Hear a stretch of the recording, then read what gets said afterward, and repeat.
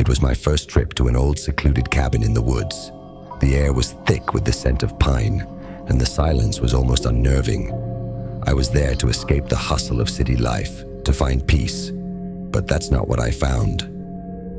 On the second night, I woke up to a faint noise, like soft footsteps tapping on the floor. I thought it was the wind, or perhaps an animal outside. But then the temperature dropped. A chill spread across the room, and I could see my breath in the air. I tried to ignore it, pulling the covers up tighter, but the noise persisted. I turned to the corner of the room and froze. There, standing at the foot of my bed, was a figure, pale, translucent and hazy, like smoke.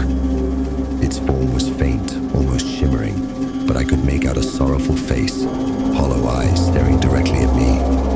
I couldn't move. My heart raced. Then, in an instant, the figure faded, leaving behind only the oppressive silence and the cold. The air felt heavy for the rest of the night. The next morning, I left early, not wanting to stay another second. I never returned to that cabin again, and I couldn't shake the feeling that something had followed me.